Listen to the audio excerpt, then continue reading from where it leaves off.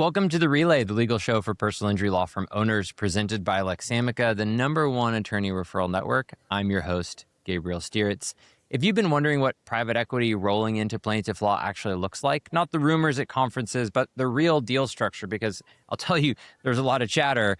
Today's episode is the real nuts and bolts about the industry and what's going on. My guest today is Chad Dudley, not the first time you've been on The Relay with me, partner at Dudley DeBosier Injury Lawyers in Louisiana. Chad and his partners just announced a deal with Uplift Investors to form Orion Legal MSO. This is the first big announcement that we've had in this space. It's making waves, and no one better to make waves than Chad. There's so much respect for the way that you've built your firm, your coach to many other lawyers who really value your perspective. And today I'm really interested to dive in with you about the way that you structured this. Chad, you're a frameworks guy. I've been to so many conferences where you've given your framework for case valuation or for pods and structuring. And so you have a mind for this. And I'm really excited to dive in and think through with you the framework that you brought to your MSO structure. Great to have you back on the show. Thank you for having me back. It's been a little bit, but it's good to be here. And it's been an exciting, crazy, 90 to 120 days ish. I think we closed our deal on January 22nd, and I hit send on the send button on the press release, and it feels like everything's changed in the last 90 days. It's been a whirlwind, not just for us, but other firms that were looking at this. And it's been a very, very exciting time. A little bit of what led up to it was that, I've been consulting with law firms for probably almost close to 2 decades now. And whenever I, go work with firms and apply systems and processes that worked and see them be able to get better results for their clients, get more favorable feedback from their clients, whether now it's Google reviews. Back then it was just positive mentions and testimonials and et cetera. But you see that happening, like, okay, this is pretty cool, because I love doing it, because I look at, when working with other firms as an extension of the core values that we believe in at Dudley DeBosier. We have our core values saying, okay, take care of our team, take care of our clients, do great work, give back, have fun. Those things that are what we are about. And when you take these to another firm and you see it have success, it's like you're helping plaintiffs just through a different channel, so to speak. And that's what we're about, helping people. And we've been doing that for a bunch of years, and we saw firms grow. And we had this opportunity to say, hey, what if we can do this at scale? What if we can be the back office for a bunch of firms? What if we can provide that kind of support even on a grander scale? And around that time, private equity was coming onto the scene and saying, hey, look, we'd like to support firms that are doing things like that. And so we searched for a bunch of partners. We probably went through 30, 40 possible partners. We met the guys at Uplift, who are just awesome. They believed in the vision that we had. They were very supportive of it, and also ready to move. It's a new emerging dynamic market, and they cut through a lot of the red tape and move quick and just get stuff done, right? So you said, sorry, let me just jump in here, because you had 30 or 40 partners. Yeah. That's a robust process.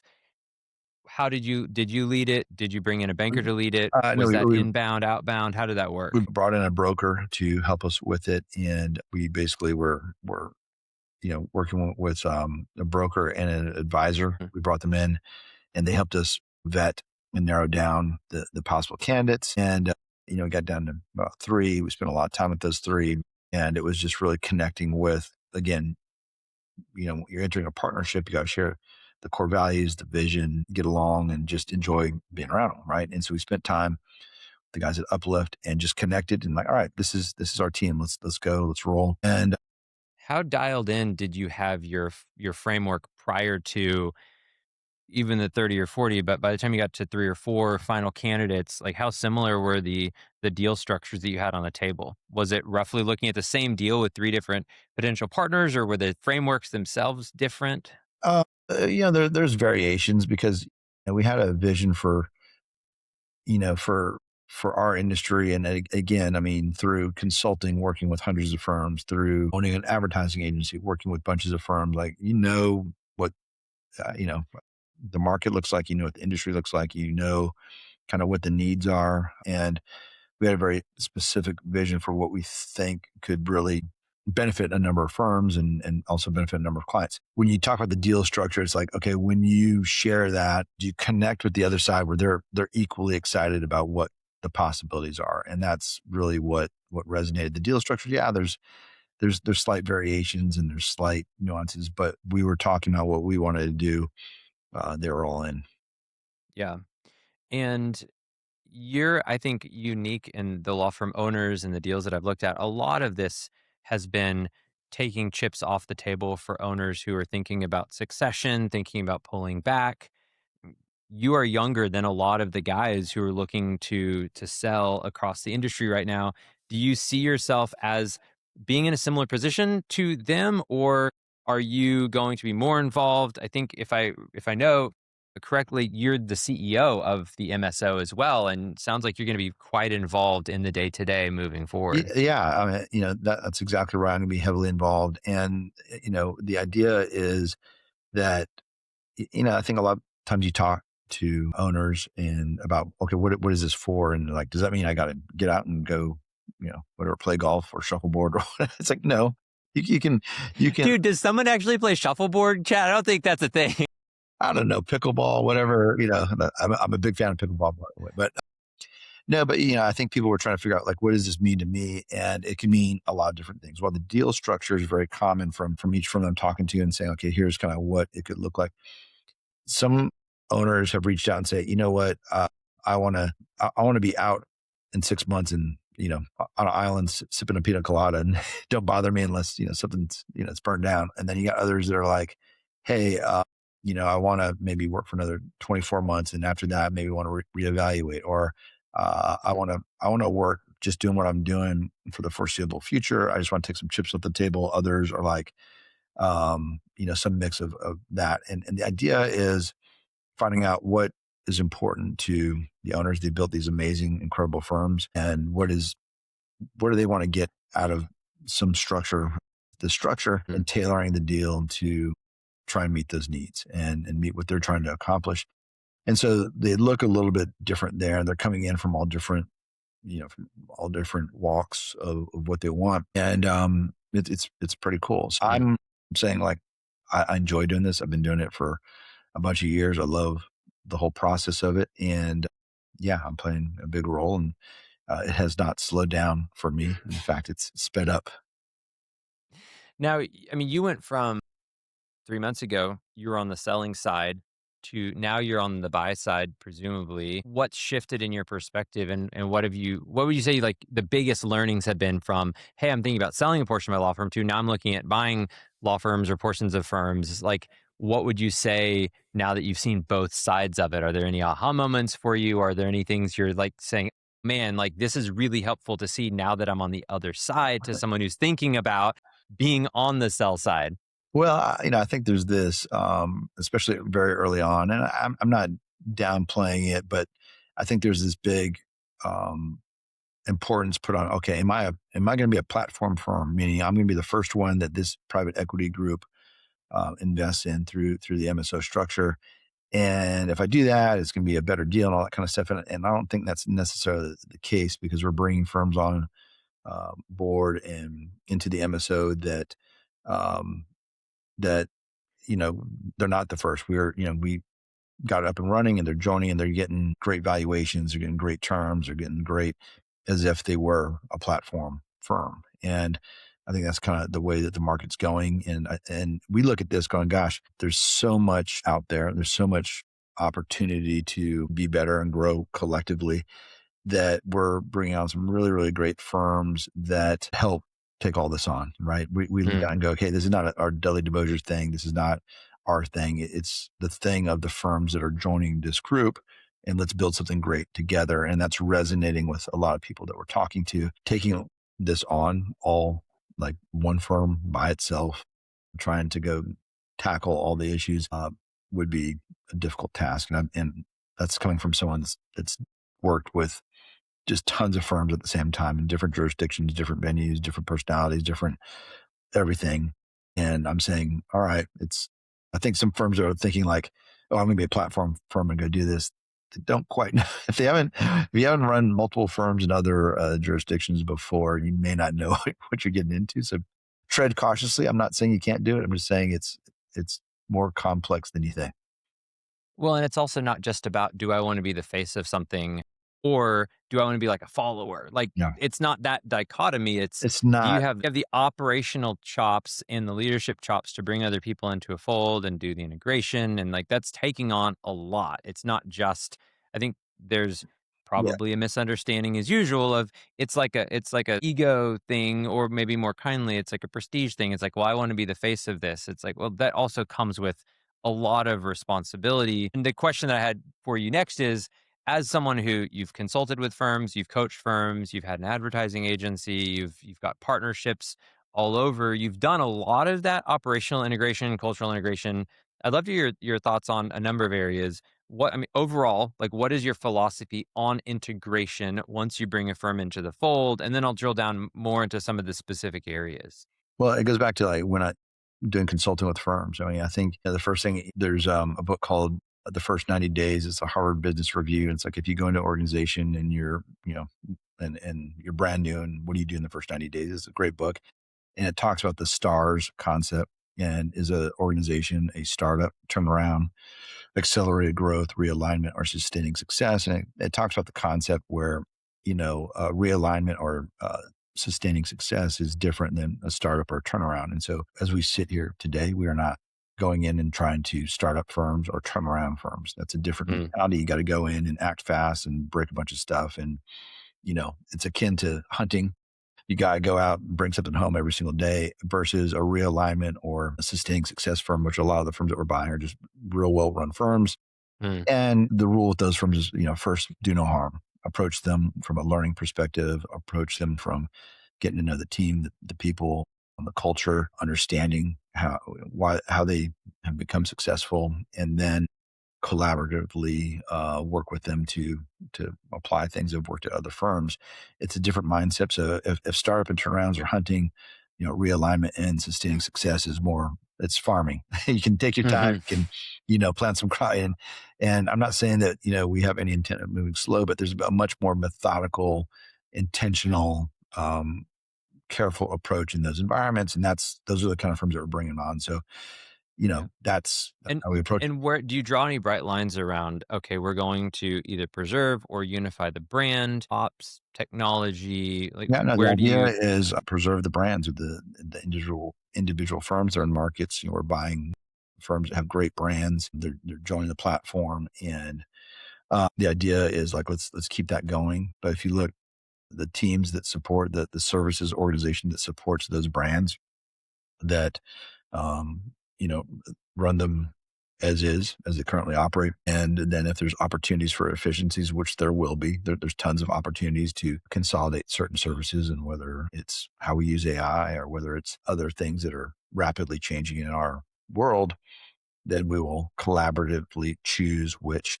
of those things we consolidate. But again, these are great firms that we're talking to and bringing on board. Therefore, a lot of deference going to the existing leadership, existing teams, and making sure that we preserve the things that made them who they are. yeah. Do you see what level of unification around technology are you looking at? And you may say, we're going to evaluate everything for a period of time and then move to a consolidated. I've heard every approach, from fully federated, we're not going to dictate anything for 18 months, hard stop, and then we'll look at a unified solution, to, hey, we're just going to bring everybody onto our platform, we're going to rip the Band-Aid off, let's go. Well, good luck. Good luck with that. I would. But you know what? I'm not saying that any of them are good. I'm just saying I've talked to people, Chad. I know. But you know what? The way I look at this is that I hope that everyone who is going down this path, everyone that is doing this, I hope every single group has is wildly successful. And I mean that from the bottom of my heart, because I think it helps all of us in what we're doing. I think it helps all of us in the long run. And so you know, like you call it, oh, there's a bunch of, people consolidating, or I mean, sort of, kind of, but honestly, I hope everyone kicks butt and does really well, because it helps all of us. And so with that said, I think there's going to be a number of different approaches how people attack the technology front. I think, back to my, if you're buying turnarounds, maybe you rip the Band-Aid off and that's do what you got to do to make them successful. Again, that's not the firms that we're bringing on board right now. We're bringing on really highly successful firms with great brands. And the idea is like, all right, well, we're not going to go in and change the technology or platform, this, that, and the other. There's ways to solve for those things that are less disruptive. So at this point, the approach is keep everyone running the platforms that they're on now from a tech point of view. Yeah, I mean, and again, it goes back to like, what do the owners want to do? If you have an owner that says, "Hey, look, I want to be out Mm. pina colada in 6 months," oh, that's different. You got to jump in and work with the second layer of leadership and make that happen, or figure out a way to do it, or you don't do the deal, right? But if you have an owner that's like, "Hey, I want to be heavily actively involved, and this is what I want I'm good," and okay, more deference given, and it's like, okay, how can we support the things that are important to you? Like, what are your big rocks, and how can we provide assistance with that? And the answer may be, I got it, and or it may be, hey, I want a lot of assistance. I do know that, again, having worked with just hundreds of firms over the years, there's easy data-driven ways to say, here's where your firm could improve, and here are the things that you go and do it. A lot of the member firms that are coming on board are like, oh yeah, I can't wait to apply those things to my firm, and I can't wait for you to, uh, you know, assess kind of where we should lean into. And I like that, and that's not by accident. I mean, the idea is if we're going to all um, work on this thing together, be partners in this together, um, we got to, what ego is the enemy, right? And let's just make a, great services organization. Let's collectively work to get there, and let's let the right idea win over who is right, and all that kind of stuff. And I think you're just going to have to make some decisions along the way. And it's not like a one size fits all. Okay, we're going to come in and, here's the playbook. There's definitely a playbook, but how you run those plays and apply that playbook varies from firm to firm. And I mean, you've been in the game of everything from turning law firms around to sustaining success. You've done the accelerated growth. You've started a firm as well. Where do you see, I mean, you're coming in to make a return via the MSO, via the larger service org. What's the and I think you're taking a pretty nuanced approach to each firm is different. There's going to be different paths there, but I mean, you also have relative strengths as Chad Dudley, as the group of investors. Where do you see the primary opportunities to increase the value of the firms that you're bringing on the platform? Is it in Well, increasing? Yes, I'll stop no, there. I mean, I think that I've always believed, and still do very strongly, that whatever business you're in, can you obsess over what you're delivering to the client? Like, just start there. How do we make this representation, this process, this experience better for our clients collectively? And when we look at that, that translates into how can we deliver better client service during the life of the representation and post representation? And then how do we get continued better results for the clients on a consistent basis, right? And if we take care of the client, then that goes a long way to making everything else work out. And once we lose sight of that, once that it becomes anything other than that, then we've lost our way, not just as attorneys, but in whatever business you're in. And so we start there. And then when we look at how do you go about that systematically? Yeah, there's definitely processes for delivering better client service, and the frequency with which we speak to our clients, and how we keep them informed, and then how we answer their questions. How do we make them, feel like, hey, you are a priority, because they are. We wouldn't be able to do any of this without our clients. But then in addition to that, how do we, like, each client, just knowing exactly what they're going through, and not just being another file, not no longer on your desk, but a file in your computer. But what is their story? And so all the things that we do and we apply is like going, okay, each case is unique, and learn the uniqueness and represent your client accordingly. And that's, are there very nuanced systems and processes and ways to go? Yes, 100%. And I can get into that in great detail, and I have on a lot of podcasts. At the core of it is, okay, how do we deliver better client service? How do we deliver better representation, which results in better results on average for our clients? Mhm. And I think, and the kind of the layer that sits on top of that to manage that at scale. You have, I would imagine, developed a lot of that over time as you've applied coaching and management to other firms. Like, do you feel like you've been able to port that over Yeah. directly from what you've done into this new initiative? Yeah, I think that's where, and that's, I talk to people that may go into consulting or go into working with other firms.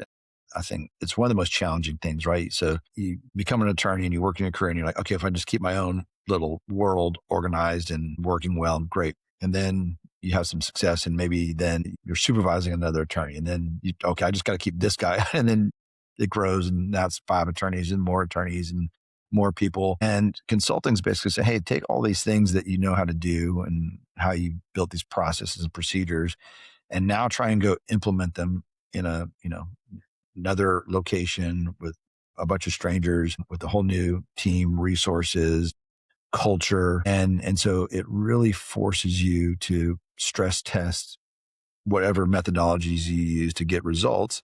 And then you repeat that dozens, hundreds of times. And at the end of the day, if you've been highly intentional about it, you're like, okay. And you probably, I think we all do this in a career. You look back at how you approached things a year ago, 2 years ago, 3 years ago. Oh my gosh, I've learned so much. And I feel that way.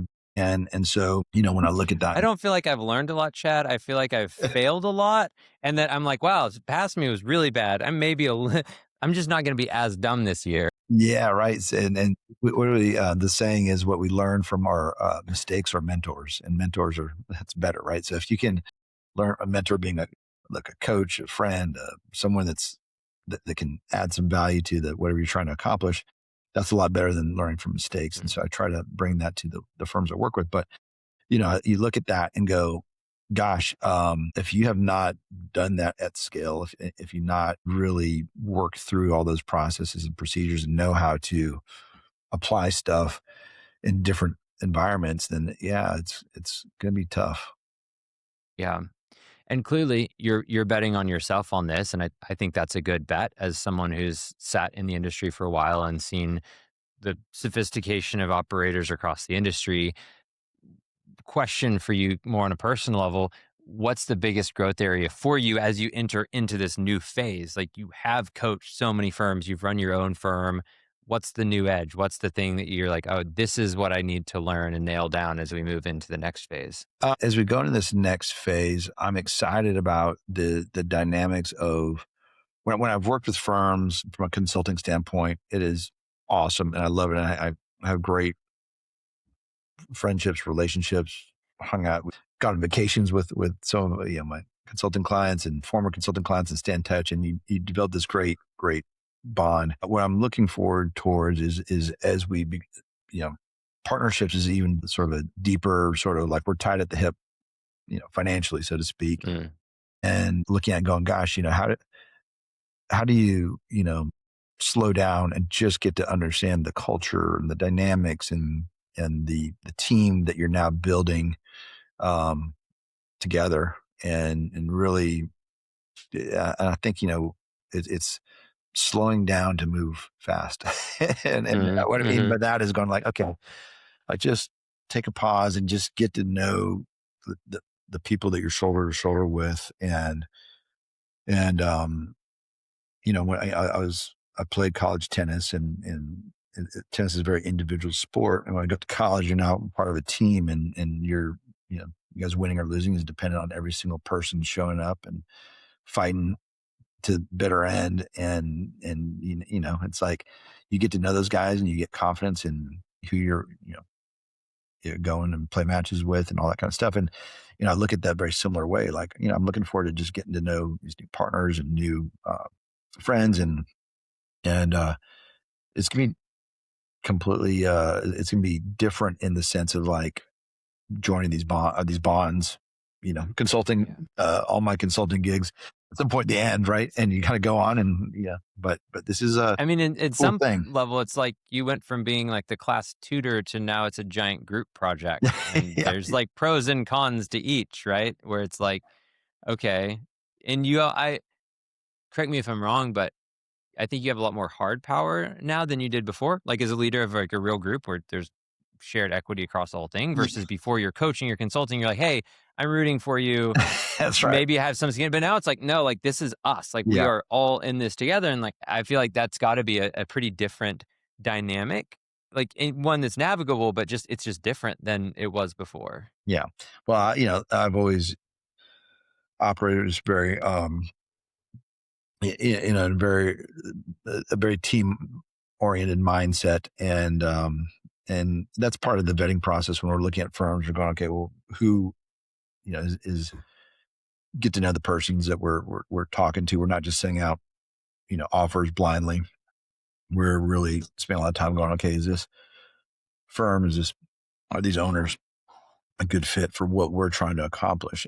And they could be a great, fantastic, amazingly run firm. And if we don't connect on that, it's just probably not a good fit. And so we're really taking our time in that regard. I'm looking forward to just, like I said, getting to know these new partners, new team members alongside with me to revolutionize our practice. Right, it's a whole new world, and we got some great resources to handle it. Well, I think what's interesting to me as someone who's looking on a little bit is you said early on you didn't feel like it was zero sum. And in a lot of ways, like that's really true. There's a lot of law firms, there's a lot of firm owners, there's practices, but ultimately the platform firms, the other ones who are out there who are leading the charge, like so much of that and who's going to be a fit is driven by culture, driven by different buy box preferences, et cetera. And so there's not a one size. It's not that you're going to take, the top 10 firms and then everyone's left with nothing. It's that you're going to find the firms that want to work with Chad Dudley.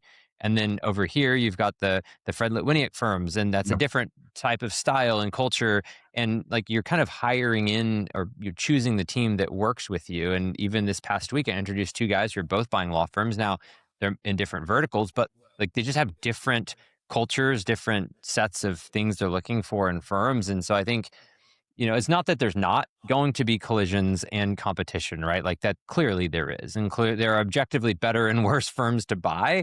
So I'm not going to pretend like everything's, it's always perfect. But the reality is I think there is a lot of room for, as we see these larger entities emerging, that they're going to have the flavor and the culture that the leaders have cultivated. And that's cool. Like you're getting these larger iterations of Chad, of what you've built with Dudley DeBosier over the years. And yeah, I mean, we've had, the world's a better place for it.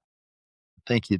I mean, we had, I've taught at conferences and put on, events, and we've had, our competitors show up or send their top people there. And I'm like, come on. I mean, I'll tell you, we're an open book. We'll share everything we do. Cause again, I think if we all do that, it raises the bar again for the results we get for our clients, and we're all better off if that's the case. And I look at this in a very similar way, going, gosh, there is a chance to really raise the bar across the board. I'm not just talking about what we're doing, but I mean, if you get really well-run firms that are now taking their best practices and then applying it at scale, I think the clients will ultimately be better off. I think if we're all successful in how we go about it, the industry will be better off.